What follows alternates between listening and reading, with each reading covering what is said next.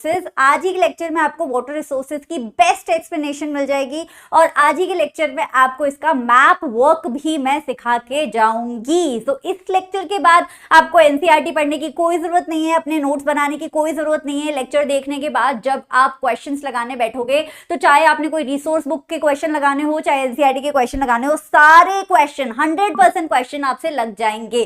ठीक है, बीच बीच में जो भी पोर्शन चैप्टर का ऐसा है जहां से बोर्ड एग्जाम में पिछले 5 साल में क्वेश्चन आए हैं वो भी मैं बताती हुई चलूंगी, क्योंकि क्वेश्चन बहुत रिपीट होते हैं। तो 2025 के बोर्ड एग्जाम में भी उनमें से कोई एक आधा क्वेश्चन आ सकता है। अच्छा, before starting of let me congratulate 3 बच्चा party. 1 is Anish Raj, congratulations बच्चा। Second is Tanvi Chauhan. Third number पे मिस अननोन करके कोई आईडी थी, बट बच्चा आपने अपना नाम नहीं लिखा था तो I could not take your name, but मैंने थर्ड नंबर पे यहाँ पे वैष्णवी का नाम डाल दिया है। तो ये वो बच्चे हैं जिन्होंने पिछला lecture gender religion and caste का लेक्चर देख के सबसे पहले राइट आंसर दिया था। तो मैं हमेशा अपने सेशन में 2 क्वेश्चन या 3 क्वेश्चन पूछती हूँ। कुछ क्वेश्चन लेक्चर के बीच बीच में होते हैं इंपॉर्टेंट टॉपिक्स के, और एक क्वेश्चन हमारा लास्ट में होता है, राइट। तो जो बच्चे उनके सबसे पहले सबसे सही आंसर देते हैं उनका नाम मैं नेक्स्ट लेक्चर में अनाउंस करती हूँ। सो डू नॉट फॉरगेट कि आज के होमवर्क क्वेश्चन के आंसर जरूर देना कमेंट्स में, सो दैट आई नो आपको लेक्चर समझ आया एंड आपका नाम भी मैं अगली क्लास में ले सकूं। अच्छा, एक और बात, ये जो मैंने नोट्स प्रिपेयर किए हैं इस पे मैंने स्लाइड्स पे लिख लिख के नोट्स प्रिपेयर किए हैं, लेकिन इसके जो हैंडमेड नोट्स हैं वाटर रिसोर्सेज के वो फ्री ऑफ कॉस्ट आपको पीडीएफ के फॉर्मेट में डिस्क्रिप्शन में मिल जाएंगे। इसके इंपॉर्टेंट क्वेश्चंस वगैरह चाहिए हो तो you can join my Telegram group, socially Shubham नाम है टेलीग्राम ग्रुप का। हर चैप्टर के इंपॉर्टेंट क्वेश्चंस वहां पे आने वाले हैं। तो डिस्क्रिप्शन में आप जाके टेलीग्राम ग्रुप को ज्वाइन कर सकते हो। बहुत सारा स्टडी मटेरियल जैसे जैसे बोर्ड एग्जाम्स पास आएंगे वहां पे मैं आपके लिए बना बना के देती रहूंगी, completely free of cost. Okay, तो चलो स्टार्ट करते हैं वाटर रिसोर्सेज। नाउ अगर आप देखो तो जब आप मैप देखते हो वर्ल्ड का पॉलिटिकल तो आपको कॉन्टिनेंट्स दिखते हैं, यूरोप दिखता है, एशिया दिखता है, ऑस्ट्रेलिया दिखता है, लेकिन आपको ज्यादातर क्या दिखता है? पानी दिखता है। क्यों? क्योंकि हमारा जो 70% अर्थ है वो पूरा पानी से भरा हुआ है, चाहे वो पैसिफिक ओशन हो, आर्टिक ओशन हो, चाहे कोई भी ओशन, राइट। लेकिन इस पानी में से सिर्फ 3% पानी होता है बच्चा जो फ्रेश वाटर पानी होता है, राइट। सो बेसिकली 2 तरीके का पानी होता है दुनिया में, एक फ्रेश वाटर होता है, एक ब्रैकिश वाटर होता है। ब्रैकिश वाटर को बोला जाता है सॉल्ट वाटर, जो समुद्र का पानी होता है, राइट। समुद्र का पानी हम बाकी कामों के इस्तेमाल में तो फिर भी ला सकते हैं, लेकिन हम पीने के मतलब अपनी लाइफ को सपोर्ट करने के लिए हमें जो पानी चाहिए पीने के लिए उसके यूज में हम नहीं ला सकते। हमें अपनी लाइफ को सपोर्ट करने के लिए चाहिए होता है फ्रेश वाटर। अब प्रॉब्लम ये है कि फ्रेश वाटर हमारी दुनिया में सिर्फ 3% प्रेजेंट होता है, उसमें से सिर्फ 1% फ्रेश वाटर हमें अवेलेबल होता है, क्योंकि बाकी का 2% जो फ्रेश वाटर है वो ग्लेशियर्स वगैरह में ट्रैप्ड है। और अगर हम वो ग्लेशियर से फ्रेश वाटर निकालने की कोशिश करेंगे अर्थ का बैलेंस बिगड़ जाएगा, बहुत सारी नेचुरल कैलामिटीज आएंगी। तो पूरी दुनिया की ये जो ग्रोइंग पॉपुलेशन है, फॉर एग्जांपल इंडिया आप देख ही रहे हो, हमने सोचा था इंडिया 2050 तक चाइना को ओवरटेक करेगा। By 2050 the data used to say that India will overtake China in terms of population, but 2022 में 2023 में ही हमने चाइना को ओवरटेक कर दिया। तो इंडिया ही नहीं, हर कंट्री की पॉपुलेशन जो है बढ़ रही है, और ये ग्रोइंग ओवर पॉपुलेशन जो है अर्थ पे उसे सपोर्ट करने के लिए हमारे पास पानी कितना है? फ्रेश वाटर कितना है? 1% है। अब ऑब्वियसली जो 1% फ्रेश वाटर है, जो हमारा अवेलेबल फ्रेश वाटर है, ये हमें नदियों में से मिलता है, ये हमें लेक्स में से मिलता है, जो फ्रेश वाटर लेक्स होती हैं, ये हमें अंडरग्राउंड वाटर से मिलता है, ये हमें सरफेस रन ऑफ से मिलता है। एक आपका ना एनसीईआरटी में एक वर्ड लिखा हुआ है सरफेस रन ऑफ। बच्चे क्या करते हैं? रट्टा लगा लेते हैं, आगे पहुंच जाते हैं, उनको पता ही नहीं होता सरफेस रन ऑफ क्या होता है। बच्चा, पहाड़ों पे जब बारिश का पानी गिरता है या किसी भी ऊंची हाइट के पोर्शन पे बारिश का पानी गिरता है तो वो ट्रिकल डाउन होके नीचे आता है। तो वो क्या करता है? भागता हुआ नीचे आता है, राइट। इसी को बोलते हैं सरफेस रन ऑफ, यानी कि किसी ऊंचे सरफेस से जब पानी नीचे आया है तो ये अच्छा पानी, बारिश का पानी है, नेचुरल वाटर है, फ्रेश वाटर है, लेकिन वो सरफेस से रन ऑफ करके आया, तो that is surface run off water. So ये 2-3 जगहों पे हमें फ्रेश वाटर मिलता है, बाकी पूरी दुनिया में हमें क्या मिलता है? ब्रैकिश वाटर मिलता है। ब्रैकिश वाटर का मतलब सॉल्टी वाटर मिलता है, जो हमारे पीने के काम नहीं आ सकता, हमारी लाइफ को सपोर्ट नहीं कर सकता। अच्छा, खुशी की बात यह है कि हमें बचपन से सिखाया गया है, दिस इज ट्रू ऑल्सो, कि हमारे अर्थ पे वाटर जो है हाइड्रोलॉजिकल साइकिल से दोबारा से क्या होता है? बनता रहता है, बनता रहता है। कहने का मतलब है water is a renewable resource. Renewable resource है ना। जब हमारी साइंस जो है साइंस की जगह ईवीएस कहलाती थी, तब से हम पढ़ रहे हैं कि हाइड्रोलॉजिकल साइकिल होती है। क्या होता है कि बारिश का पानी पड़ता है, बारिश का पानी पड़ता है तो समुद्र नदियां भरती हैं, अब समुद्र नदियां जो भरती हैं उसमें से पानी हीट की वजह से, अर्थ की हीट की वजह से धीरे धीरे सन की रेस से जो हीट पैदा होती है उससे पानी धीरे धीरे इवेपोरेट करता है। इवेपोरेट होके पानी जो है ऊपर जाके कंडेंस करता है, वाटर ड्रॉपलेट्स में कन्वर्ट होता है, वाटर ड्रॉपलेट्स फिर से अर्थ पे पड़ती है रेनफॉल के फॉर्म में और फिर से पानी कलेक्ट होता है और ये साइकिल चलता जाता है। तो खुशी की बात ये है कि हमारा वाटर जो है एज अ रिसोर्स वो रिन्यूएबल रिसोर्स है, दोबारा दोबारा बनता रहता है। लेकिन दुख की बात यह है कि बेचारे पानी को बनने में जितना टाइम लगता है, हमारा पानी को यूज करने का जो रेट है वो उससे कहीं ज्यादा है। इसी सिचुएशन की वजह से आप देखते हो कि बैंगलोर जैसे शहर, दिल्ली जैसे शहर, इंडिया में भी इतने शहर हैं जिसमें कि इंडिया में कितनी नदियां हैं, हिमालयन नदियां हैं, पेनिनसुलर नदियां हैं, राइट। लेकिन फिर भी इंडिया के भी बड़े बड़े महानगरों में पानी की स्कैरसिटी हो गई है। So think about other Nations जो ड्रायर पार्ट्स है वर्ल्ड के, वहां पे पानी की कितनी ज्यादा कमी होगी। आप देखते हो राजस्थान की औरतों का, जब भी आप गूगल करोगे राजस्थान विमेन सर्च करोगे, आपको औरतें दिखेंगी मटके मटके लेके रेगिस्तान में दौड़ती हुई, रेगिस्तान में भागती हुई, पानी के सर्च में 4-4 किलोमीटर 5-5 किलोमीटर जाना पड़ता है एक मटका पानी लाने के लिए। क्यों? क्योंकि पानी की कमी है। पानी की कमी क्यों है? जब पानी रिन्यूएबल रिसोर्स है तो पानी की कमी हमारे पास क्यों है? क्योंकि हमारे पास पानी को एक्सप्लॉइट करने के 1 लाख रीजंस है हमारे पास। So it is all because of us कि डिस्पाइट मतलब ना चाहते हुए भी नहीं, मैं बोलूंगी डिस्पाइट का मतलब होता है कि इसके बावजूद कि पानी रिन्यूएबल रिसोर्स है, हमारे पास पानी की कमी पड़ रही है। कुछ फैक्ट्स पे नजर दौड़ाते हैं, ये फैक्ट्स हमारी सच्चाई बनने वाले हैं। 96.5% जो टोटल दुनिया का पानी है ना वो ओशंस में पाया जाता है। 2.5% ही हमारे पास फ्रेश वाटर है, 2.5% से 3%। अब ये जो 2.5% फ्रेश वाटर है टोटल वाटर का, उसका भी 70% जो फ्रेश वाटर है वो ग्लेशियर्स वगैरह में एग्जिस्ट करता है, तो हमारे पास एक्सेसिबल नहीं है। इंडिया की बात करें तो हमारे पास पूरी दुनिया की बारिश में से 4% बारिश इंडिया में पड़ती है। अब हमारा उसमें रैंक आता है 133 इन टर्म्स ऑफ वाटर अवेलेबिलिटी। 4% बारिश इंडिया में पड़ती है, लेकिन फिर भी हम रैंक पे किस पे आ रहे हैं? 133 नंबर पे आ रहे हैं इन टर्म्स ऑफ वाटर अवेलेबिलिटी पर पर्सन पर एनम। क्यों? जब इतनी ज्यादा बारिश, दुनिया का 4% हमारे पास ही आ रहा है, तो हम इतने नीचे क्यों आ रहे हैं? हम इतना नीचे इसलिए आ रहे हैं बच्चा क्योंकि हमारी पॉपुलेशन बहुत ज्यादा है। अगर ये पॉपुलेशन कम होती तो शायद वाटर की स्कैरसिटी इंडिया में नहीं होती, but we are a very highly growing country, right.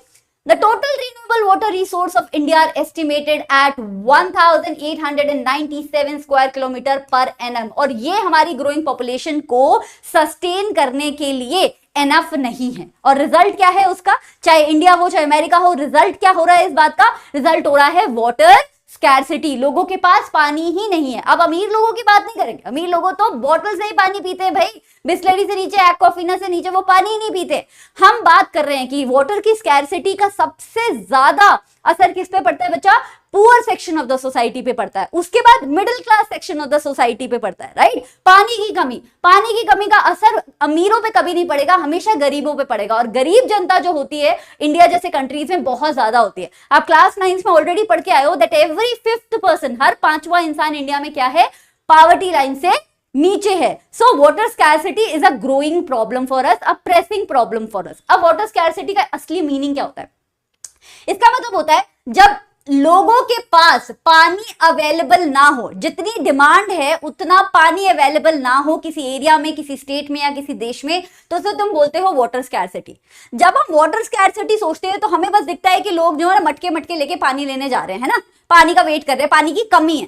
पर एक्चुअली वाटर स्कैरसिटी के 2 कंपोनेंट्स होते हैं बच्चा। एक, पानी की कमी तो डेफिनेटली होता है, दूसरा अगर पानी अवेलेबल भी होता है तो पुअर क्वालिटी का होता है। फॉर एग्जांपल हमारी अर्थ पे 70% पानी ही है, ओशन वाटर बहुत अवेलेबल है। क्या वो ओशन वाटर को हम वाटर स्कैरसिटी की प्रॉब्लम सॉल्व करने में यूज में ला पा रहे हैं? बिल्कुल भी नहीं। क्यों? क्योंकि वो ब्रैकिश वाटर है। तो क्वालिटी ऑफ वाटर भी डिपेंड करता है। हमें फ्रेश वाटर चाहिए, तो वाटर स्कैरसिटी के कितने कंपोनेंट्स हो गए? 2 हो गए। एक पानी की कमी और गंदी क्वालिटी का पानी और अनडिजायरेबल क्वालिटी का पानी।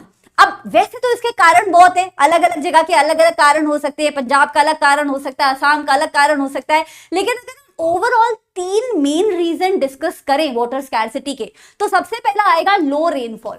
अब ये लो रेनफॉल भी नेचर का किया धरा नहीं है, नेचर को कोई नहीं पड़ी थी कि आपकी रेनफॉल के शेड्यूल के साथ, आपके सीजन्स के साथ वो छेड़छाड़ करे। This is all because of human activities, हमने इतना पोल्यूशन क्रिएट कर दिया है, इतनी ग्लोबल वार्मिंग हो गई है कि हर जगह रेनफॉल का पैटर्न जो है बदल गया है। कभी इतनी बारिश होती है कि बाढ़ आ जाती है, कभी इतनी कम बारिश होती है कि सूखा पड़ जाता है, राइट। कभी ओले पड़ जाते हैं, फसल खराब हो जाती है, कभी बर्फ पड़ जाती है, फसल खराब हो जाती है, राइट। सो सीजनल वेरिएशंस आ रही हैं, लो रेनफॉल हो रही है, ओवरऑल लो रेनफॉल हो रही है, स्कैंटी रेनफॉल हो रही है, कभी होती है कभी नहीं होती है, and that is disturbing the hydrological cycle. भाई बारिश अगर कम पड़ेगी तो अंडरग्राउंड वाटर टेबल कैसे बढ़ेगा, नदियों का पानी कैसे बढ़ेगा, राइट। सो हमारी वो हाइड्रोलॉजिकल साइकिल पूरी डिस्टर्ब हो रही है। Second point, excessive use of water. यही मैंने पहले भी बताया आपको, पानी रिन्यूएबल रिसोर्स है, खुद से बन सकता है हाइड्रोलॉजिकल साइकिल से, लेकिन उसका मतलब ये नहीं है, अब तुम सोचो तुम ना टैप खोल के अपने घर में बकेट भर रहे हो, बाल्टी में पानी भर रहे हो। अब बाल्टी जो टैप है तुमने बहुत थोड़ा सा खोला हुआ है, थोड़ा सा खोला हुआ है, तो वो धीरे धीरे बकेट भर रही है, लेकिन वो बेचारी बकेट जब तक भरती है तब तक तुम सारा पानी लेके नहा लेते हो, फिर तुम आगे रख दो, फिर बोलते अरे यार नहा कैसे ही तो नहाए, जब तक बेचारा पानी भर रहा है तब तक तो मैं पूरा नहा ही लूंगा, राइट। अब प्रॉब्लम पानी के भरने की है इसमें कि प्रॉब्लम तुम्हारी तेजी की है कि तुम जल्दी जल्दी नहा रहे हो, तुम्हारी तेजी की है। सेम हमारी अर्थ के साथ हो रहा है, पानी अपने आप को रिन्यू कर रहा है, लेकिन हम इतनी ज्यादा तेजी और इतना ओवर एक्सप्लॉइट कर रहे हैं पानी को कि उस तेजी से पानी अपने आप को रिन्यू नहीं कर पा रहे हैं। So water scarcity is mainly because कि धीरे धीरे हमारे इंडिया में चाहे शहर हो चाहे गांव हो, पॉपुलेशन बढ़ती जा रही है, पानी की डिमांड बढ़ती जा रही है और पानी का अनइक्वल एक्सेस हो रहा है। अनइक्वल एक्सेस कैसे हो रहा है, जैसे जो बड़े बड़े महानगर है, जैसे आप देखोगे फॉर एग्जाम्पल बैंगलोर की बात कर लो, बैंगलोर में पानी की बहुत कमी है, लेकिन आप बहुत महंगी सी सोसाइटी में अगर घर खरीदोगे ना तो वहां पे उन्होंने पंप्स लगा रखे हैं, बहुत हाई इलेक्ट्रिसिटी हाई पावर वाले पंप्स लगा रखे होते हैं, क्योंकि उनके पास पैसा है, क्योंकि वो सोसाइटी आपको उसी हिसाब से आपका किराया ले रही है, तो आपको वहां पे बड़े बड़े पंप्स मिलते हैं, तो आपके घर में हमेशा पानी आएगा, क्योंकि आसपास 2 किलोमीटर दूर से भी अगर ग्राउंड वाटर कहीं दिखेगा ना उस पंप को, तो वो पंप पानी खींच के आपको पानी दे देगा। तो if you are an upper middle class person in India और a rich person in India, आपके घर में पानी की कमी अभी नहीं आएगी, आपकी जनरेशन को पानी मिलेगा, लेकिन जो गरीब लोग हैं, जो गरीब एरियाज हैं, वहां पे पानी का डिस्ट्रीब्यूशन कम होता जा रहा है, तो इनइक्वालिटी फैल रही है।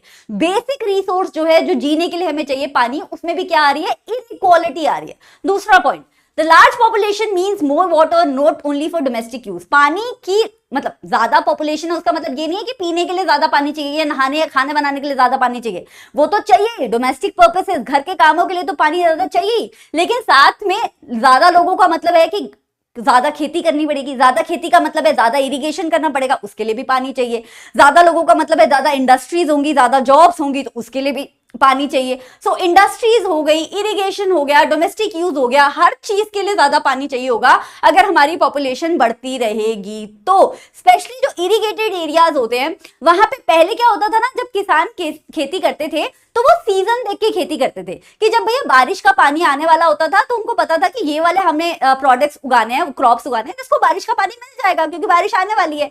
लेकिन अब क्या करते हैं फार्मर्स अपने फायदे के लिए, और all across India, all across India भी नहीं, ऑल अक्रॉस द वर्ल्ड होता है, ये सिर्फ इंडिया की बात नहीं है, फार्मर्स क्या करते हैं कि ड्राई सीजन में या ड्राई क्लाइमेट में या ड्राई मिट्टी में भी वो वाली क्रॉप्स उगाने की कोशिश करते हैं जिन्हें ज्यादा बारिश का पानी चाहिए होता है, जिन्हें ज्यादा पानी की जरूरत होती है। अब वो पानी आएगा कहां से, बारिश तो आ नहीं रही है, तो पानी आएगा भैया ग्राउंड वाटर से, पानी आएगा भैया कहीं और सोर्स से, खरीद के पानी दोगे खेतों में। सो वाटर का एक्सप्लॉयटेशन हो रहा है। पहले फार्मर्स जो है नेचर के सिंक में चला करते थे, अब वो ग्रीड में क्या है, अलग अलग क्रॉप्स उगाते हैं, चाहे उसका सीजन हो चाहे ना हो, तो वाटर का एक्सप्लॉयटेशन वहां पे भी हो रहा है।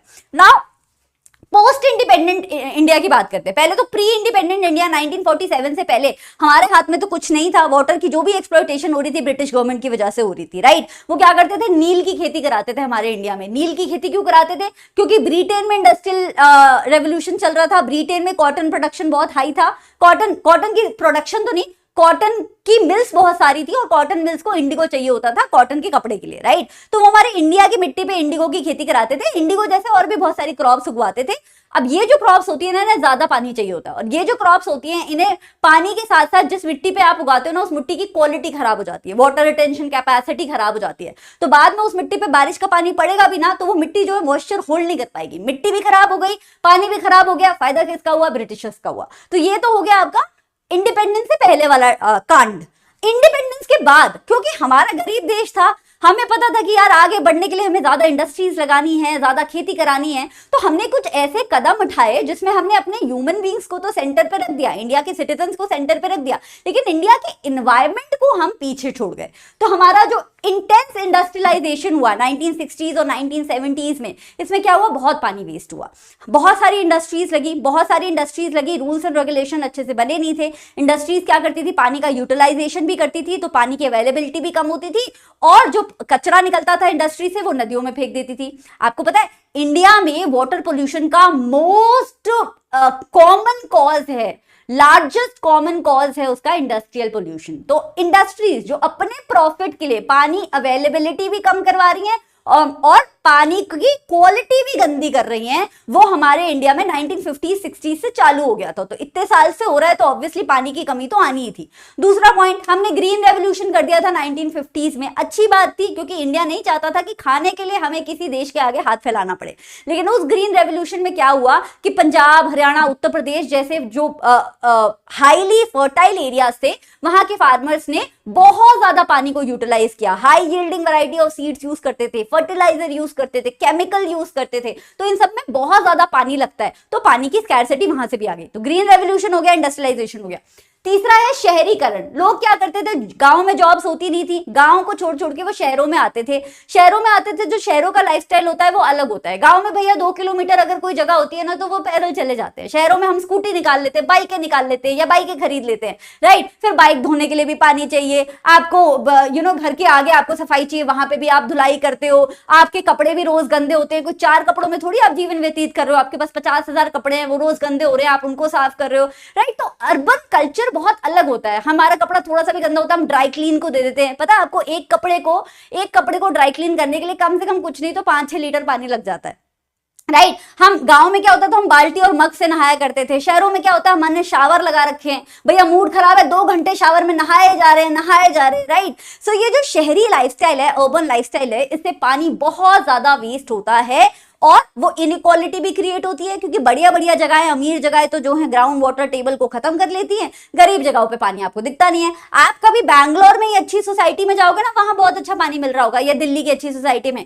लेकिन आप वहीं दिल्ली या बैंगलोर के स्लम्स में जाओगे ना, झुग्गी झोपड़ी में जाओगे, वहां लोग ना लाइनों में खड़े रहते हैं बाल्टी लेके कि भैया कब टैंकर आएगा, सरकारी टैंकर आएगा और हमें पानी मिलेगा। क्या है ये, इनइक्वालिटी है। दोनों एक ही शहर में रह रहे हैं, लेकिन फिर भी पानी की अवेलेबिलिटी एक दूसरे से बहुत अलग है। इंडस्ट्रियल पॉल्यूशन मैंने बता ही दिया, ये वाटर स्कैर्सिटी के दोनों पॉइंट्स पे काम करता है। इंडस्ट्रीज क्या करती हैं, पानी की खपत भी ज्यादा करती हैं और पानी की क्वालिटी भी खराब करती हैं। Then ground water pumping system, हमने क्या है कि टेक्नोलॉजी को यूज करके रिसोर्सेज को खत्म करने की ठान ली है। ऐसे पंप्स बना दिए हैं जो 50 किलोमीटर दूर से भी पानी खींच के ले आते हैं। तो आपके एरिया का तो पानी खत्म कर ही दिया आपने बगल वाले शहर का भी पानी खत्म कर दिया है, right. So these are the reasons of water scarcity after the independence of India। और इतना मुश्किल नहीं होता है पानी की खपत को रोकना, अगर हम इंडिविजुअल बेसिस पे बस थोड़ा सा ध्यान देना शुरू कर दे, तो हम इंडिविजुअल बेसिस पे भी पानी की बचाव कर सकते हैं। और अगर आप पानी की बचाव करोगे तो अगली जनरेशन भी करेगी, और फिर अगली जनरेशन भी करेगी, और सिचुएशन शायद थोड़ी सी अच्छी हो सकती है। तो छोटे छोटे कदम है, ये एनसीईआरटी में नहीं है, but I just wanted to tell you, छोटी छोटी चीजें हैं। फॉर एग्जाम्पल, अगर आपकी कोई बर्फ गिर गई है, सिर्फ कॉमन सेंस की बात है, मान लो आपने बर्फ निकाली फ्रीजर से कोल्ड ड्रिंक के साथ पीने के लिए, बर्फ गिर गई, अब हम क्या करते हैं, उसे फेंक देते हैं, सिंक में फेंक देते हैं। यार उसे पानी के पौधे में डाल दो ना, वो बर्फ पिघल के क्या करेगी, वाटर के लिए वो पौधे के लिए पानी बन जाएगी। आप ब्रश कर रहे हो, ब्रश करते करते हम क्या करते हैं कि यार 2 मिनट की तो बात है, तब तक टैप खुला हुआ है, नहीं थोड़ा सा टैप बंद कर दो ना, दोबारा खोल लेना, कोई बात नहीं। मुंह धो रहे हो, साबुन लगाया हुआ है, मुंह पे रगड़ रहे हो, 30 सेकंड्स का काम है, आपको लग रहा है कि यार पानी खुला छोड़ देते हैं, नहीं ना यार पानी बंद कर दो, कोई नहीं दोबारा खोल लेना, राइट। नहाना है, शावर से नहाने का मन कर रहा है, ठीक है, हफ्ते में एक बार शावर से नहा लिया, लेकिन बाकी दिन क्या किया कि अपने आप से डिसाइड कर दिया कि 1 बाल्टी पानी है मेरे पास, उसी पानी में मेरे को नहाना है, राइट। स्कूटी धोनी है आपको, या तो आप 5 बाल्टी पानी से स्कूटी धो सकते हो, या फिर आप क्या कर सकते हो, गीला कपड़ा लेके स्कूटी पोंछ सकते हो, और लास्ट का जो आपको 1 बकेट पानी यूज करना है आप कर सकते हो, राइट। तो इस तरीके पानी को रीयूज भी कर सकते हो। घर में कपड़े धुले, कपड़े धोने के बाद जो पानी इकट्ठा हुआ है वो बहुत गंदा नहीं होता है, उससे आप चाहो तो घर के बाहर का एरिया साफ कर सकते हो। आपको बिल्कुल साफ पानी लेके घर का बाहर का एरिया साफ करने की जरूरत नहीं होती है, राइट। कोई बहुत ज्यादा फर्क नहीं पड़ेगा। तो ये पानी का रीयूज, पानी का कम एक्सप्लॉयटेशन, ये इंडिविजुअल लेवल पे भी हो सकता है। राइट तो अभी तक ये था चैप्टर का आधा पार्ट, जहां पे हम डिस्कस करते हैं कि वाटर हमारे पास कितना अवेलेबल है, किस क्वालिटी में है, और अवेलेबिलिटी की कमी है तो क्यों है। अब second part of the chapter में हम डिस्कस करने वाले हैं रिवर वैली प्रोजेक्ट, और third part of the chapter में हम डिस्कस करने वाले हैं रूफटॉप रेन वाटर हार्वेस्टिंग। तो सबसे पहले हम मल्टीपर्पज रिवर वैली प्रोजेक्ट की बात करते हैं। तो हमारा इंडिया हमेशा से स्मार्ट रहा है, और हमारे इंडिया में पांचों उंगलियां कभी बराबर नहीं रही है। इंडियन सब कॉन्टिनेंट जो है, जो आपका हिमालय से लेके डेक्कन प्लेट्यू तक दिखता है आपको, इसमें हमेशा से कुछ ऐसे पार्ट्स थे जहां पे नदियां बहती थी तो बहुत पानी अवेलेबल होता था, कुछ ऐसे पार्ट्स थे जहां पे ड्राइनेस थी थोड़ी, लेकिन वहां पे भी अच्छे खासे किंगडम्स हुआ करते थे, चाहे मौर्य डायनेस्टी है, चाहे चोला डायनेस्टी है, बहुत सारी इंपॉर्टेंट डायनेस्टीज होती थी, लेकिन ड्रायर पार्ट्स हुआ करते थे वो इंडियन सब कॉन्टिनेंट के। तो क्या वहां पे लोग सस्टेन करने के लिए हवा पीते थे? नहीं, उनको भी पानी की जरूरत होती थी। तो तभी से हमारे इंडिया में, एंशिएंट टाइम से हमारे इंडिया में जो राजा महाराजा रहे हैं, उन्होंने हाइड्रोलिक स्ट्रक्चर यानी कि पानी से रिलेटेड स्ट्रक्चर्स बनाने शुरू किए हैं, ताकि ड्राई सीजन में या ड्रायर पार्ट्स में भी लोगों को पानी अवेलेबल हो पाए। वरना बहुत पहले जाओगे, जब राजा महाराजा भी नहीं होते थे, जब सिविलाइजेशन शुरू हुई थी, जैसे Harappan civilization, Indus valley civilisation.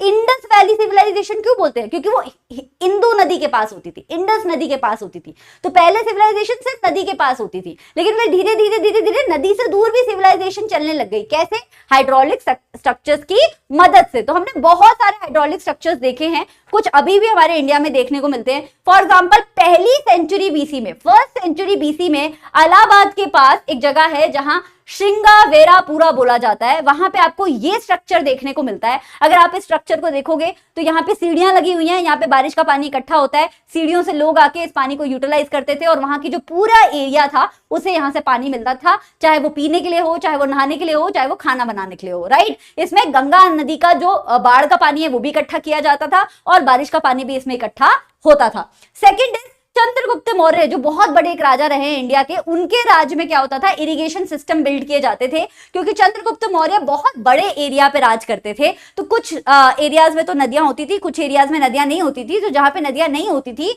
वहां पे डैम्स वगैरह बना के, मतलब थोड़ी सी दूर जो नदी होती थी, जो नियरेस्ट नदी होती थी, उस पर डैम्स बना के वहां से पानी को क्या किया जाता था, ड्राई पार्ट्स में पहुंचाया जाता था, ताकि ड्राई पार्ट्स में भी वहां पे इरिगेशन हो सके। कभी लेक बना दी जाती थी, ह्यूमन मेड लेक, जहां पे बारिश का पानी इकट्ठा हो सके और ड्राई सीजन में लोग यूज कर सके। सो मौर्य डायनेस्टी में ये सब होता था।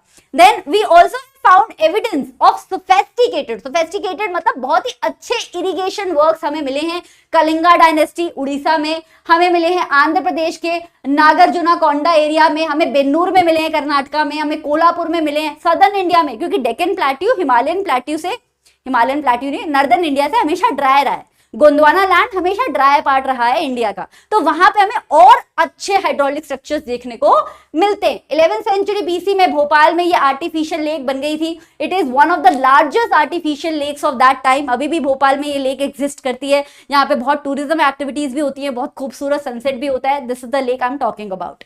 देन 14th सेंचुरी में इल्तुतमिश जो हौसखास में आके उन्होंने दिल्ली को अपना बेस बनाया था, तो उन्होंने जो दिल्ली में भी यमुना तो बहती थी, लेकिन दिल्ली का जो हौसखास वाला पार्ट है, सदर्न दिल्ली वाला जो पार्ट है, वहां तक यमुना का पानी नहीं आता था। तो वहां पे क्या किया था उन्होंने, बड़े बड़े टैंका बनाए थे, बड़े बड़े हाइड्रोलिक स्ट्रक्चर्स बनाए थे, ताकि वहां पे भी सीरी फोर्ट, क्योंकि सीरी फोर्ट था वहां पे, सीरी फोर्ट में ही डायनेस्टी के इंपॉर्टेंट राजा महाराजा और ये सब रहा करते थे, मिनिस्टर्स वगैरह। तो वहां सीरी फोर्ट तक पानी पहुंचे यमुना का, उसके लिए उन्होंने बहुत सारे टंकेस बनाए थे, जहां रेन वाटर हार्वेस्टिंग भी होती थी और यमुना का पानी भी स्टोर करके रखा जाता था। So all of these are ancient hydraulic structure. लेकिन मॉडर्न इंडिया में ये हाइड्रोलिक स्ट्रक्चर ऑब्वियसली थोड़े से मॉडिफाई हो गए हैं। तो मॉडर्न इंडिया में जो सबसे कॉमन, बच्चा डिफरेंस समझो, हाइड्रोलिक स्ट्रक्चर का मतलब है पानी के बचाव के लिए अगर आपने कोई भी स्ट्रक्चर बनाया हुआ है।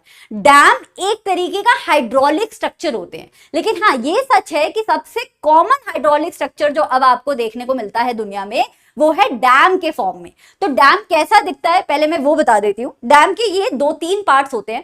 पहला पार्ट होता है बच्चा रिजर्वॉयर, दूसरा पार्ट होता है स्पिलवे, और तीसरा पार्ट होता है आपका डायरेक्शन। ठीक है, तो 3 पार्ट्स में डिवाइडेड है, रिजर्वॉयर, स्पिलवे और डायरेक्शन। अब यहां जो डैम दिखाया मैंने, ये वो वाला डैम दिखाया जैसे हाइड्रो इलेक्ट्रिक पावर जनरेट होती है, पानी से इलेक्ट्रिसिटी जनरेट होती है। तो यहाँ का ये वाला जो हिस्सा है, थर्ड वाला हिस्सा है, हो सकता है ये बाकी नॉर्मल डैम से बहुत अलग दिख रहा है। क्यों? क्योंकि यहाँ पे हाइड्रो इलेक्ट्रिक पावर पंप लगा हुआ है, ठीक है। बट ये वाला और ये वाला जो हिस्सा होता है, ये सारे डैम्स में सेम रहता है। तो हम करते क्या है, कोई भी वाटर के स्ट्रक्चर को, चाहे बड़ी सी लेक है चाहे नदी है, हम क्या करते हैं, उसके पानी के बहाव को पहले रोकते हैं, रोक के उसको एक रिजर्वॉयर में पानी को खड़ा रखते हैं, ठीक है। नदी आई, नदी के पानी को हमने यहाँ पे रोक दिया और ये बन गया हमारा रिजर्वॉयर। अब मान लो नदी की गति थी 2 किलोमीटर पर आवर, जस्ट मान लो 2 किलोमीटर पर आवर, ये हमारे लिए इनफ नहीं थी। तो अब हमने जब पानी को रोका हुआ है तो हम पानी को छोड़ सकते हैं अपने अकॉर्डिंग, पानी की स्पीड को हम कंट्रोल कर सकते हैं। तो पहला तो ये पॉइंट हो गया कि तुम पानी की स्पीड कंट्रोल कर सकते हो, चाहे तुम स्लोप बना के पानी की स्पीड कंट्रोल कर सकते हो, क्योंकि उससे पानी भागता हुआ जाएगा। पतले एरिया में से ज्यादा पानी निकालने की कोशिश करोगे तो जल्दी जल्दी जाएगा। तो बहुत सारी टैक्टिक्स होती है जिससे पानी की स्पीड कंट्रोल कर ली जाती है। अब मान लो नॉर्मल नेचुरल पानी इस डायरेक्शन में जा रहा था, इस डायरेक्शन की वजह से यहाँ पे जो गांव पड़ रहा था और यहाँ पे जो गांव पड़ रहा था उसमें नहीं आ रहा था पानी और खेती नहीं हो पा रही थी। तो अब जब तुमने रेजरवॉयर बना लिया है तो तुम पानी की डायरेक्शन भी चेंज कर सकते हो, थोड़ा सा पानी इधर, थोड़ा सा सीधा, थोड़ा सा लेफ्ट, थोड़ा सा राइट, डायरेक्शन भी चेंज कर सकते हो। तो डैम बनाने से, रिजर्वॉयर बना के, स्पिलवे बनाने से तुम पानी के डायरेक्शन और स्पीड को कंट्रोल कर लेते हो और जिस एक्टिविटी में पानी को लाना होता है उस एक्टिविटी को भी डिसाइड कर सकते हो। For example hydro electric power system में क्या किया जाता है, रिजर्वॉयर के स्पिलवे से पानी को पहुंचाया जाता है एक टरबाइन पे। टरबाइन का मतलब एक पंखा इमेजिन करो। जब पानी उस पर हाई स्पीड से पहुंचता है तो पंखा घूमता है, पंखा घूमता है, कोई चीज घूमती है तो कौन सी एनर्जी प्रोड्यूस होती है, काइनेटिक एनर्जी प्रोड्यूस होती है।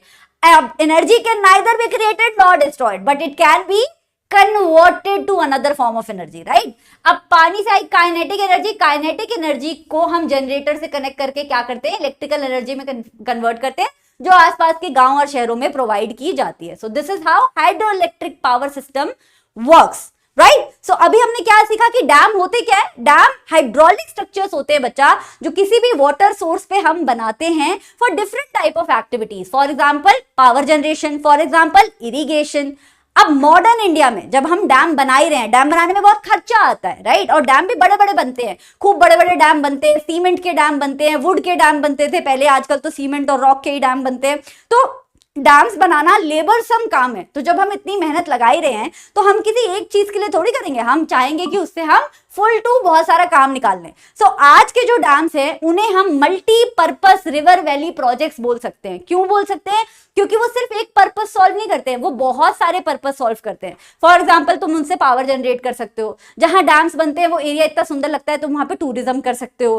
डैम से फ्लड को कंट्रोल किया जा सकता है। मान लो कोई नदी है, उसमें बारिश में बहुत ज्यादा पानी भर जाता है, बहुत ज्यादा फ्लो हो जाता है, इतना भागता हुआ पानी जब गांव में पहुंचता है तो बाढ़ ले आता है। तो उसके फ्लो को कंट्रोल करके, स्पीड को कम करके तुम बाढ़ को कम कर सकते हो। तुम फिश ब्रीडिंग कर सकते हो, जो तुम्हारा रिजर्वॉयर बना है उसमें तुम मछलियां पाल सकते हो, राइट। वहां पे कोई डैम तो इतने बड़े होते हैं कि वहां के रिजर्वॉयर में आप नाव लेके टूरिज्म भी कर सकते हो, तो टूरिज्म भी सपोर्ट हो जाता है। इनलैंड नेविगेशन कर सकते हो। मान लो कोई एरिया था जहां पे पानी नहीं पहुंचता था, आपने डैम बना के रिजर्वॉयर से आपने डायरेक्शन दे दी कि आज से पानी इस डायरेक्शन में भी जाएगा। अब वहां पे हम नाव चला सकते हो, लैंड दो पार्ट्स के बीच में आप पानी के तहत नाव से पहुंच सकते हो, नेविगेट, ट्रांसपोर्ट भी कर सकते हो, है ना।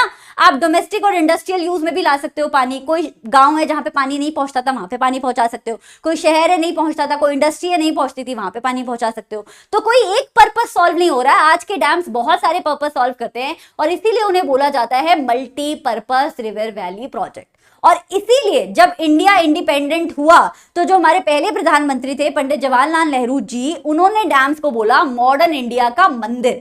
जैसे मंदिर में हम जाते हैं ना, भगवान जी से जो भी मांगते हैं हमारी इच्छा पूरी हो जाती है, वैसे ही डैम्स हमारी कोई एक इच्छा पूरी नहीं करते, हमारी बहुत सारी इच्छाएं पूरी कर देते हैं। इसीलिए जो मॉडर्न इंडिया, मतलब कि इंडिपेंडेंस के बाद जो इंडिया बनने वाला था, उसके लिए उन्होंने जाना और समझा कि डैम्स कितने इंपॉर्टेंट है, क्योंकि डैम हमारी इंडस्ट्रीज को भी सपोर्ट करते हैं, हमारे देश में ज्यादा पैसा भी कमा के देंगे, इकोनॉमिक इंपॉर्टेंस के लिए भी बहुत अच्छे हैं, हमारे डोमेस्टिक पर्पसेस के लिए भी काम आते हैं, हमारी फार्मिंग को भी सपोर्ट करते हैं। तो ओवरऑल इंडिया की डेवलपमेंट में एक तरीके से डैम्स जो है मंदिर का काम करते हैं। This is exactly what Pandit Jawaharlal Nehru ji set for us. Now इसका मतलब ये नहीं है कि डैम्स के बारे में सारी चीजें बहुत अच्छी होती हैं, डैम्स में कुछ प्रॉब्लम्स भी होती हैं। बच्चा एक सेकेंड रुकना।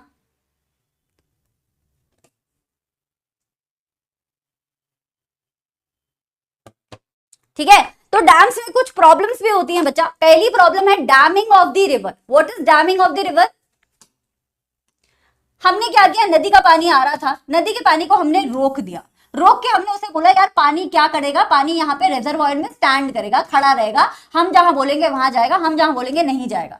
अब इससे क्या हो रहा है, नदी अपने साथ जो छोटे छोटे सेडिमेंट्स ला रही थी, छोटे जो कण ला रही थी, वो सारे कण over the years of time कहाँ पे इकट्ठे हो रहे हैं, ये रिजर्वॉयर के नीचे इकट्ठे हो रहे हैं। धीरे धीरे जो है मिट्टी भरती जा रही है, जो नदी के पानी के साथ आ रही है, और वो मिट्टी यहाँ पे क्या कर रही है, नीचे इकट्ठी होती जा रही है। तो रिजर्वॉयर की हाइट पहले मान लो 10 मीटर थी, तो हाइट जो है रिजर्वॉयर की कम होती जा रही है। अब हमें नहीं पता कि नीचे कितनी मिट्टी भर गई है ओवर द इयर्स। अब हम सोच रहे हैं कि रिजर्वॉयर में बाढ़ नहीं आ सकती, क्योंकि हमने रिजर्वॉयर की जो हाइट बनाई है वो बारिश जितनी मर्जी आ जाए, वेदर फोरकास्ट हमारे पास होता है, मीटरोलॉजिकल डिपार्टमेंट इतना अच्छा काम तो करता है कि हमें पता होता है जितनी मर्जी बारिश आ जाए कि नदी का पानी इतना ही भरेगा। लेकिन वो सारी की सारी प्रेडिक्शन फेल हो जाती है, नदी का पानी जो ओवरफ्लो कर जाता है। फिर हमने जिस पर्पस के लिए बनाया है डैम कि बाढ़ ना है, वो पर्पस ही सॉल्व नहीं हुआ, डैमिंग हो गई भैया। सेडिमेंटेशन इतनी हो गई है रिजर्वॉयर के अंदर कि एक तो नेचुरल फ्लो रुक गया है नदियों का, जो उसके साथ मछलियां घूम रही थी, जिन्हें मान लो आगे गांव में जाना था, वो मछलियां वहीं रुक गई हैं, ऊपर से सेडिमेंटेशन की वजह से फ्लड आ रही है। So this is what happens due to dams mostly. Second is excessive sedimentation से फ्लड आता है, ये भी मैंने बता दिया। Third is disturbs aquatic life. Aquatic life का अपना एक नजरिया होता है बच्चा। मेरे को एक कॉल अटेंड करना है, एक सेकेंड देना।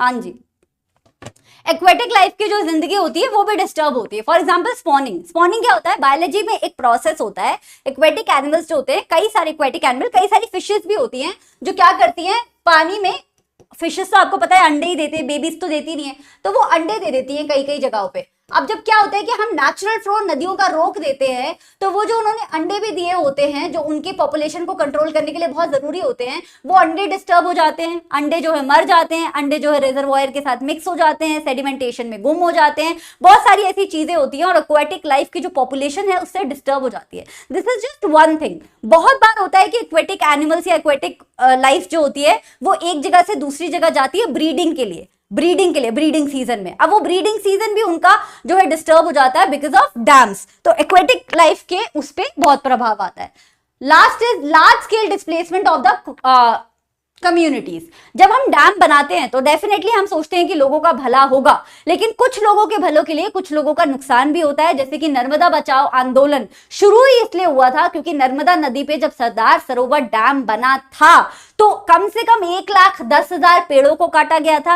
1,10,000 पेड़ों को काटने के बावजूद भी वहां पे जो ट्राइबल पॉपुलेशन रहती थी उसे डिस्प्लेस किया गया था, उन्हें अपने घरों से, जमीन से अलग किया गया था, बोला गया था हम आपको घर देंगे वगैरह, लेकिन उनका लाइवलीहुड बहुत ज्यादा इंपैक्ट हुआ था। तो जब नर्मदा पे डैम बन रहा था, सरदार सरोवर डैम गुजरात में, तो बहुत सारे जो इन्वायरमेंटलिस्ट थे हमारे देश के, जो सोशल वर्कर थे, जैसे कि मेधा पटकर जी इसमें बहुत आगे थी, तो उन लोगों ने ये शुरू किया था, ये आंदोलन की तरह, एक मूवमेंट की तरह शुरू किया था, एक धरने की तरह शुरू किया था कि सरकार को ये समझ आए कि यार तुमने बहुत सारे पेड़ काट दिए डैम बनाने के लिए, थोड़ा अच्छे तरीके से भी ये काम हो सकता था, या इतने पेड़ काटे हैं तो कहीं पे ये पेड़ दोबारा लगाओ क्योंकि इन्वायरमेंट डिस्टर्ब हुआ है। We are talking about more than 1 lakh big trees, right? It's not a small thing. लेकिन धीरे धीरे उन्होंने देखा कि यार यहाँ तो प्रॉब्लम और ज्यादा बड़ी है, पेड़ों की तो कटाई हुई है, डिफॉरेस्टेशन तो हुआ ही हुआ है, साथ में लोगों का लाइवलीहुड इफेक्ट हुआ है, ट्राइबल पॉपुलेशन को मोबिलाइज किया गया है। तो बाद में जो सिर्फ एक आंदोलन की तरह शुरू हुआ था नर्मदा बचाओ मूवमेंट, वो बाद में एक ऑर्गेनाइजेशन में तब्दील हो गया था। और अब जो ये ऑर्गेनाइजेशन है वो ना ही सिर्फ नर्मदा एरिया का बल्कि इंडिया के बहुत सारे पार्ट्स में ट्राइबल पॉपुलेशन के लाइवलीहुड से रिलेटेड प्रोटेस्ट और ये सब ऑर्गेनाइज करते हैं और उनको न्याय दिलाने की कोशिश करते हैं। So why did this happen? Because Sardar Sarovar dam जहां प्रॉमिस कर रहा था कि कई गांवों में वो बिजली देगा, पानी देगा एंड ऑल ऑफ दैट, वहीं उसने बहुत सारे ट्राइबल पॉपुलेशन को डिस्प्लेस भी किया था।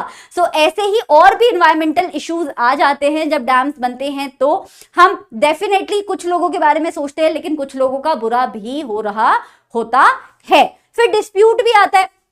हमारा इंडिया क्या है, फेडरल है, आपने पढ़ा है ना सिविक्स में, फेडरल स्ट्रक्चर है, तो हमारे हर स्टेट की अलग अलग गवर्नमेंट है। अब नदियां थोड़ी देखती हैं कि हम कर्नाटका से निकली आंध्र प्रदेश में पहुंच गई, आंध्र प्रदेश से निकल गई तमिलनाडु में पहुंच गई। नदियों को थोड़ी बताया तुमने कहां पॉलिटिक्स बनाई हुई है, कहां पे तुमने कौन सी स्टेट बनाई हुई है, नदी तो बह रही है। तो पानी के नाम पे डिस्प्यूट भी बहुत होता है। कोई नदी अगर 2 स्टेट्स में फ्लो कर रही होती है, 2 या 3 स्टेट्स में, तो कभी कभी स्टेट गवर्नमेंट के बीच में भी डिस्प्यूट हो जाता है, लोगों के बीच में भी डिस्प्यूट हो जाता है कि भैया इस नदी का पानी तुम बहुत ज्यादा यूटिलाइज कर रहे हो, हमारे तक तो ये नदी का पानी पहुंच ही नहीं पा रहा है। इस मामले पे जैसे कि कृष्णा गोदावरी डिस्प्यूट हुआ था, कृष्णा और गोदावरी के पानी पे कर्नाटक और आंध्र प्रदेश की गवर्नमेंट के बीच में। जैसे कि कोयना नदी, एक छोटी सी नदी है हमारी, छोटी तो नहीं है वैसे देखो तो, पर हिमालयन नदियों के आगे छोटी है। कोयना नदी का पानी डाइवर्ट कर दिया था महाराष्ट्र गवर्नमेंट ने मल्टीपर्पज प्रोजेक्ट के लिए, तो उस पे बवाल हो गया था।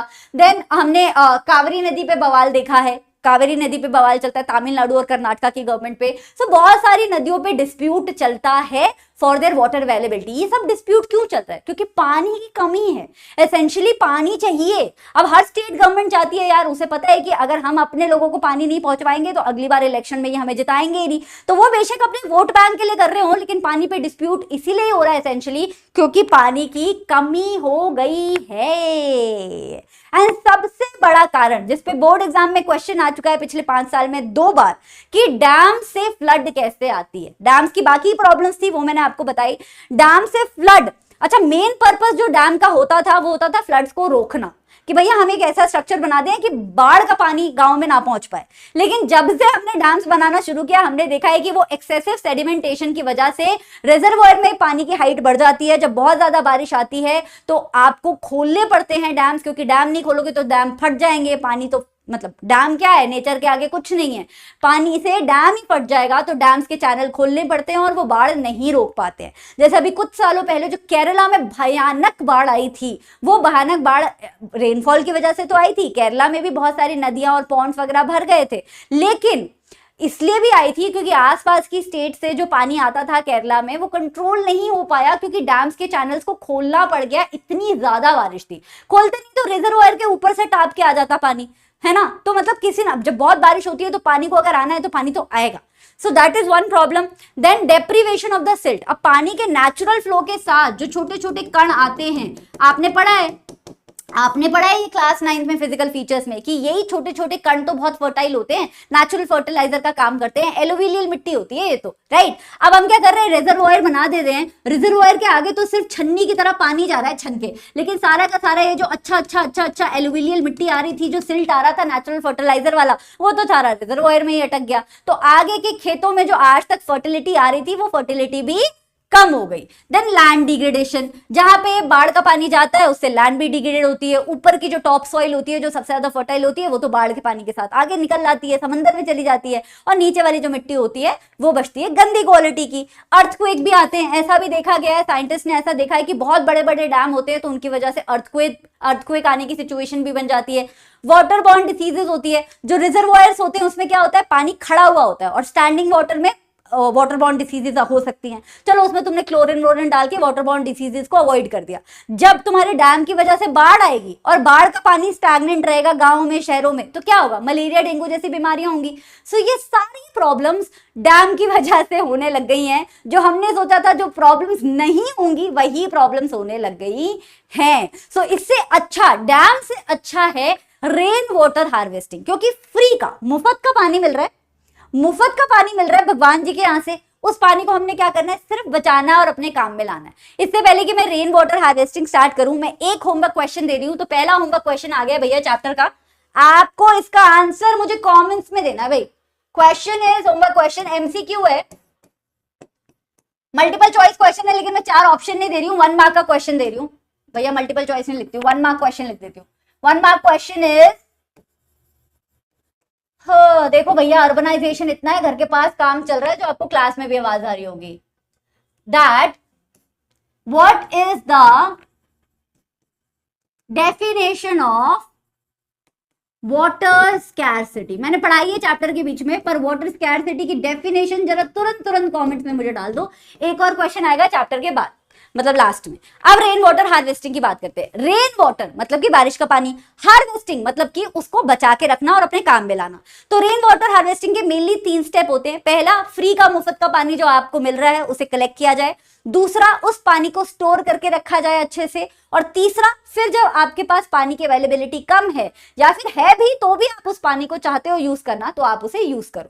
3 सिंपल स्टेप है, बारिश का पानी बचाओ, स्टोर करो, यूज करो, right. Mainly rooftop rain water harvesting. अब रेन वाटर हार्वेस्टिंग भी अलग अलग तरीके की होती है, हम आगे जानेंगे। रूफटॉप रेन वाटर हार्वेस्टिंग कुछ इस तरीके की दिखती है, मैं आगे एक्सप्लेन कर दूंगी, यहाँ पे आपको सिर्फ इमेज दिख रही है, ठीक है। तो पहले अलग अलग रेन वाटर हार्वेस्टिंग की बात करते हैं। हिमालय से, ऊपर से, टॉप ऑफ द इंडिया से शुरू करते हैं। Top of the India, central Himalayas and western Himalayas में आपको रेन वाटर हार्वेस्टिंग के लिए कुछ ऐसे स्ट्रक्चर्स दिखाई देते हैं जिनको हम बोलते हैं कुल या फिर गुल। इसमें क्या होता है कि आपको पता है कि पहाड़ ऐसे ऐसे होते हैं, है ना। पहाड़ों के बीच में जगह होती है जो वैली बोलते हैं। अब वैली बहुत बड़ी हो सकती है जहां पे शहर बस जाते हैं, जैसे कि शिमला। अगर वैली बहुत छोटी है तो वो कुछ इस तरीके से दिखती है, राइट। छोटे छोटे गांव होते हैं वहां पे। अब बारिश का पानी भागता हुआ आ रहा है ना। बारिश के पानी को यहाँ पे हमने गड्ढा खोद के क्या कर दिया, बचा लिया। इस गड्ढे को हमने बोल दिया कुल या फिर गुल। इसमें बारिश का पानी इकट्ठा हो गया है। अब यहां से हम चैनल्स बना बना के आसपास के खेतों में पानी पहुंचा सकते हैं, right. So this is how rain water is stored in western Himalayas by making diversion channel. Diversion channel मतलब कि यहां से पानी आया, पानी को डाइवर्ट करके हमने यहाँ पे स्टोर कर लिया और फिर यहां से पानी को डाइवर्ट करके हमारे जो ड्राई पार्ट्स थे हिमालयाज के वहां पे हमने पहुंचा दिया। तो दिस हैपेंस इन हिमालयाज, चाहे उत्तराखंड हो चाहे आपका हिमाचल हो। अब आते हैं बाढ़ वाले एरिया पे, बंगाल वाले एरिया पे। बंगाल में क्या होता है कि गंगा नदी बहती है। अब जहां पे नदी समुद्र से मिल रही होती है ना बच्चा, वहां पे नदी का फ्लो बहुत कम हो जाता है। लेकिन जब बारिश का पानी आता है तो वहां पे फ्लो भी बढ़ जाता है और बाढ़ आने के चांसेस होते हैं। और आपने देखा होगा कि जब नदी समुद्र के पास आ रही होती है तो बहुत सारे डिफरेंट चैनल्स में बढ़ जाती है। तो सोचो, जब बाढ़ का पानी बढ़ेगा तो यहाँ पे भी बढ़ेगा, यहाँ पे भी बढ़ेगा, यहाँ पे भी बढ़ेगा, सब जगह बढ़ेगा। तो बाढ़ कितने बड़े एरिया में आएगी, right. So it is very very scary. अब इस प्लेन को बोला जाता है इंडो गैग्नेटिक प्लेन। गंगा वाले प्लेन को बोला जाता है इंडो गैग्नेटिक प्लेन, जो हमारे बंगाल में सुंदरबन डेल्टा के आसपास वाला जो एरिया है उसे मैं बता रही हूँ। तो वहां पे क्या किया जाता है कि जब वहां पे बाढ़ आती है तो उस बाढ़ को डाइवर्ट कर दिया जाता है और डाइवर्ट करके, बाढ़ के पानी को डाइवर्ट करके ऐसे एम्बैंकमेंट बना दिए जाते हैं। एम्बैंकमेंट इमेजिन करो कि बीच में एक एरिया है जो शैलो है, मतलब जिसकी डेप्थ ज्यादा है, और उसके आसपास आपने टीले बना दिए। इसकी हाइट ज्यादा है, इसकी हाइट ज्यादा है, इसकी हाइट कम है। तो पानी यहां से जाएगा कि बीच में से जाएगा? पानी बीच में से जाएगा। अब बाढ़ का पानी कहां से चला गया? यहां से चला गया, राइट। ना इस वाले गांव को उसने छेड़ा ना आगे गया, बाढ़ का पानी बीच में से चला गया।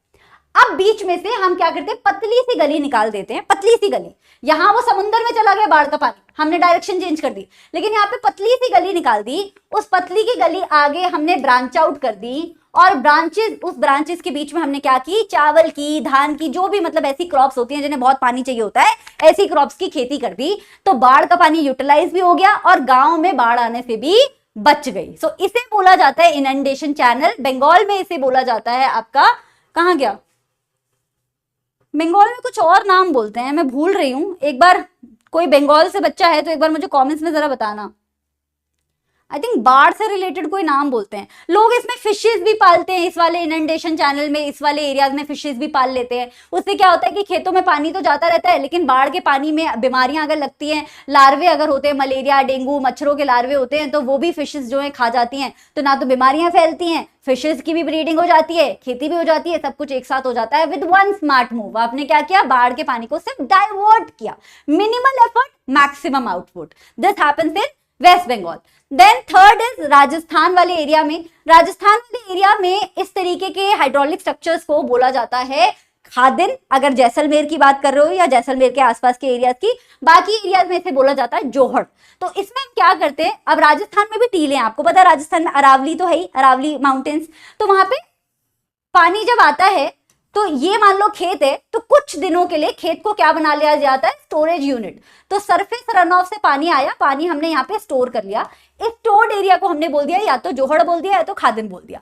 अब इस पानी को बाद में आप दो कामों में ला सकते हो। एक तो ये पानी खड़ा रहता है जब खादिन में, तो ये नीचे की मिट्टी के मॉइस्चर को भी रिटेन करता है, तो मिट्टी की क्वालिटी ओवर द ईयर्स बहुत अच्छी हो जाती है। जो मिट्टी बहुत ड्राई हुआ करती थी, ओवर द ईयर्स वो मिट्टी बहुत अच्छी हो जाती है। दूसरा, इस पानी को आप बाद में किसी और काम में ला सकते हो, खेती के काम में ला सकते हो, अपनी गाय बैल बकरियों को धोने के काम में ला सकते हो। सो खादिन का काम एग्रीकल्चर पर्पसेस के लिए भी होता है और मिट्टी की क्वालिटी इंप्रूव करने के लिए भी होता है, राइट। सो एग्रीकल्चर फील्ड्स को हम स्टोरेज यूनिट्स बना देते हैं और उसे नाम दे देते हैं खादिन, और जो वहां बारिश का पानी स्टैंड करता है वो हमारे दो पर्पस को सॉल्व करता है, ठीक है। नेक्स्ट इज बीकानेर, बालमन एंड फलोड़ी वाला एरिया। तो राजस्थान के ये जो 3 डिस्ट्रिक्ट्स हैं, यहां पे हम रूफटॉप रेन वाटर हार्वेस्टिंग करते हैं। क्या होता है भैया, ये हो गया हमारा घर, ये हो गया हमारा घर,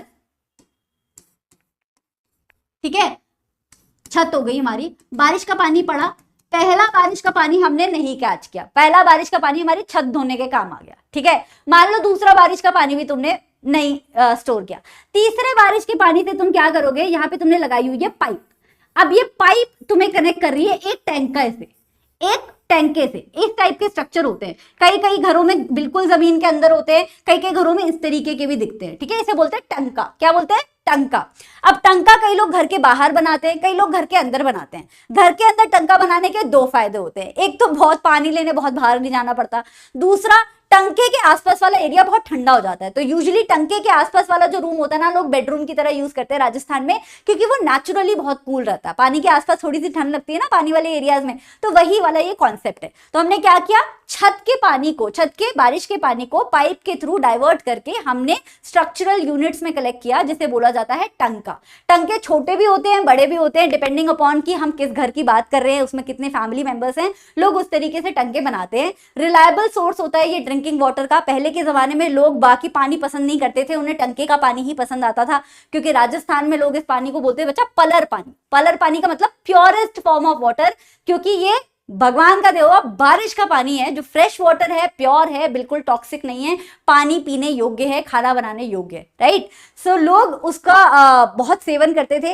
धीरे धीरे इंदिरा गांधी कनाल जब बन गई थी, इंदिरा गांधी कनाल ने क्या किया था, राजस्थान में खेती को सॉल्व करने के लिए जो पंजाब हरियाणा के जो पार्ट्स है जहां पे बहुत नदियों का पानी है, उस नदियों के पानी को राजस्थान तक कनाल बना के उन्होंने पहुंचाया था। तो उससे क्या हुआ, लोगों की खेती करने की जो प्रॉब्लम है वो सॉल्व हो गई। अब खेती करने की प्रॉब्लम जब लोगों की सॉल्व हो गई, तो लोग आलसी हो गए और लोगों ने अपने अपने घर के टंकास को तोड़वा के वहां पे कमरे वमरे बनवा लिए।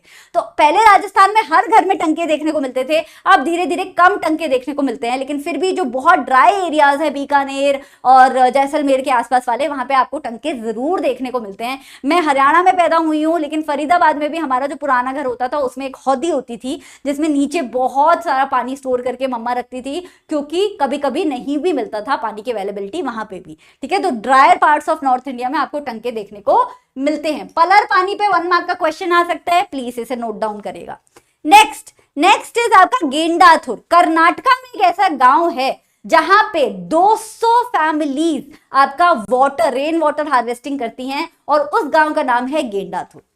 1 साल के अंदर इस गांव में से 1 लाख लीटर पानी को सेव किया जाता है, बारिश के पानी को, और काम में लाया जाता है। तो हमें साउथ इंडिया से बहुत कुछ सीखना चाहिए, गेंडाथुर से बहुत कुछ सीखना चाहिए। इनफैक्ट तमिलनाडु, जो हमारी साउथ की एक मोस्ट इंपॉर्टेंट स्टेट है, वो पहली स्टेट है इंडिया की जहां पे रूफटॉप रेन वाटर हार्वेस्टिंग हर घर के लिए कंपलसरी किया हुआ है, और अगर आप वो स्ट्रक्चर नहीं बनाएंगे तो वहां पे लीगल एक्शंस भी, लीगल प्रोविजंस भी आपके अगेंस्ट लिए जा सकते हैं। तो यहाँ पे भी हाइड्रोलिक स्ट्रक्चर बनते हैं। अब बात करते हैं हमारे नॉर्थ ईस्ट की। मेघालय में चीरापूंजी होगी, माइंस्ट्रॉम हो गया, यहाँ पे बहुत बारिश पड़ती है, या बचपन से जीके की किताबों में पढ़ते आ रहे हो, है ना। अब इस पानी से हम क्या करते हैं, पौधों को पानी देते हैं। बारिश बहुत पड़ती है, लेकिन पहाड़ों पे जो बारिश पड़ती है ना, वो काम कम आ पाती है, क्योंकि वो भाग के नीचे चली जाती है, और पहाड़ों पे जो हमारी खेती हो रही है, जो स्लोप पे हमारी खेती हो रही है, उन तक अच्छे से पानी नहीं पहुंच पाता है। तो उस प्रॉब्लम को सॉल्व करने के लिए मेघालय में 200 साल पुराना एक बहुत ही सोफिस्टिकेटेड इरिगेशन सिस्टम चलता है, जिसको बोलते हैं बैम्बू ड्रिप इरिगेशन सिस्टम। इसमें क्या करते हो, बैम्बू जो बहुत ही एक सस्टेनेबल आइटम है, लकड़ी है बेसिकली। बैम्बू क्या होता है? घास है। आपको पता है बैम्बू दुनिया की सबसे ऊंची घास है। बाय द वे बच्चा, ये एक्सप्लेनेशन अच्छी लग रही हो तो प्लीज चैनल को सब्सक्राइब कर लेना, वरना आपको लगेगा हाँ इन्हीं मैम से पढ़ना है हर बार, लेकिन आप फिर ये चैनल भूल जाओगे और आपकी पढ़ाई नहीं हो पाएगी अच्छे से। तो प्लीज आज ही सब्सक्राइब कर लो, अगला लेक्चर आने वाला है age of industrialization and making of the global world पे। बट एनीवे, तो बैम्बू को हम काट काट के इस तरीके का पाइप लाइक स्ट्रक्चर बनाते हैं और हम उसे वो डायरेक्शन देते हैं जो डायरेक्शन हमें चाहिए हो। कई जगह ऐसा दिखता है, कई जगह ऐसा दिखता है, कई जगह बिल्कुल सीधा दिखता है। जो आपको डायरेक्शन चाहिए आप वो डायरेक्शन दे सकते हो और फिर फाइनली जाके वो खेतों में जाता है। और जो लास्ट वाला बैम्बू होता है उसमें हमने छोटे छोटे होल किए होते हैं, बहुत छोटे होल होते हैं, तो उससे बूंद बूंद पानी गिरता है और वो पानी जो है ना सीधे जड़ों में गिर रहा होता है, पत्तियों पे नहीं गिर रहा होता। पानी वेस्ट नहीं हो रहा है, पानी सीधे जड़ों में गिर रहा है। तो एक बूंद पानी भी 4 बूंदों का काम करता है। ठीक है, इसे बोला जाता है बैम्बू ड्रिप इरिगेशन सिस्टम। कोई प्लास्टिक यूज नहीं किया जाता, बैम्बू यूज किया जाता है। उन खेतों में पानी जाता है जिन खेतों को यूजुअली माउंटेन्स में पानी नहीं मिल पाता है, और यहाँ पे फ्लो ऑफ वाटर भी हम कंट्रोल कर पाते हैं। कितना पानी भेजना है, किस खेत में भेजना है, जड़ों में भेजना है, ये सब कुछ हम कंट्रोल कर लेते हैं, all because of this 200 year old amazing natural drip irrigation system.